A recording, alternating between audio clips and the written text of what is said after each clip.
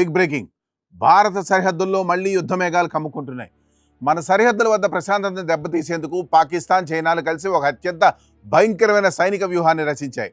నిఘా వర్గాలు అందించిన తాజా సమాచారం ప్రకారం పాకిస్తాన్ ఆర్మీ భారత సరిహద్దు వెంబడి ఏకంగా 250 చైనా తయారీ SH-15 సెల్ఫ్ ప్రొఫైల్డ్ హోవిట్జర్ ఫిరంగులను మోహరించింది. ఉత్తరం నుండి దక్షిణం వరకు సరిహద్దు వెంబడి పక్కా కథనం ప్రకారం ఈ అధునాతన మరణాయుధాలను మోహరిస్తూ సైనిక బలాన్ని విపరీతంగా పెంచుతోంది. ఇటీవల భారత్ చేపట్టిన ఆపరేషన్ సింధూర్, త్రైవిధ దళాల కౌంటర్ టెర్రరిజం చర్యల తర్వాత పాకిస్తాన్ రక్షణ వ్యవస్థ తీవ్రమైన ఒత్తిడికి లోనైంది.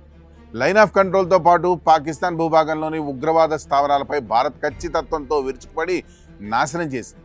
ఆ దెబ్బతో తీవ్ర దిగ్భ్రాంతికి గురైన ఇస్లామాబాద్ ఇప్పుడు తన ఆర్టిలరీ సామర్థ్యాన్ని ఆధునీకరించే నెపంతో చైనా నుండి ఈ భారీ ఫిరంగులను దిగుమతి చేసుకొని సరిహద్దుల్లోకి మోహరించింది. ఈ పరిణామం సాధారణమైందైతే కాదు. ఈ SH-15 ఫిరంగుల వెనుక చైనా టెక్నాలజీ ఉంది. చైనా ప్రభుత్వ రక్షణ సంస్థ నారిన్కో తయారు చేసిన ఈ ఆర్టిలరీ వ్యవస్థ చైనా పీపుల్స్ లిబరేషన్ ఆర్మీ వాడుతున్న PCL-181 మోడల్కు ఎగుమతి వెర్షన్. ఇది 6x6 సాయుధ ట్రాక్ వాహనంపై అమర్చబడి ఉంటుంది. గంటకు 90 కిలోమీటర్ల వేగంతో ప్రయాణిస్తూ ఎలాంటి క్లిష్టమైన కొండలు, రాతి ప్రాంతాల్లోనైనా అతి వేగంగా ఒక చోటు నుండి మరో చోటుకు మారగలదు. ఈ ఫిరంగి విధ్వంసక సామర్థ్యం భారతదేశ భద్రతా విభాగాలను తీవ్రంగా ఆలోచింపజేస్తోంది. 155 మిల్లీమీటర్ల 52 క్యాలిబర్ సామర్థ్యం ఉన్న ఈ ఫిరంగులు సాధారణ నాటో ప్రమాణాల మందుగుండు సామాగ్రితో 30 నుండి 40 కిలోమీటర్ల దూరంలో ఉన్న లక్ష్యాలను ఖచ్చితత్వంతో ఛిద్రం చేయగలవు. అంతేకాకుండా రాకెట్ ఆధారిత VLAP ప్రాజెక్టులను ఉపయోగించి ఏకంగా 53 నుండి 72 కిలోమీటర్ల సుదూర ప్రాంతాలపై దాడి చేసే సామర్థ్యం దీనికి ఉంది. అంటే సరిహద్దు అవతల సురక్షిత ప్రాంతంలోనే ఉంటూనే భారత్ వైపు ఉన్న స్థావరాలపై ఇవి విరుచుకు పడగలవు. దీనికి ఉన్న ఆటోమేటెడ్ ఫైర్ కంట్రోల్ సిస్టమ్తో పాటు హైడ్రాలిక్ స్టెబిలైజింగ్ స్పేట్స్ వల్ల సైనికులు నిమిషానికి 6 రౌండ్ల వరకు కాల్పులు జరిపే అవకాశం ఉంది. భారత సైనిక దళాల కౌంటర్ బ్యాటరీ రాడార్లు ఈ ఫిరంగి ఆచూకీని కనిపెట్టి తిరుగుబాణం వేసే లోపే ఇవి తమ స్థానాన్ని మార్చుకొని వేరే ప్రాంతానికి పారిపోగలవు.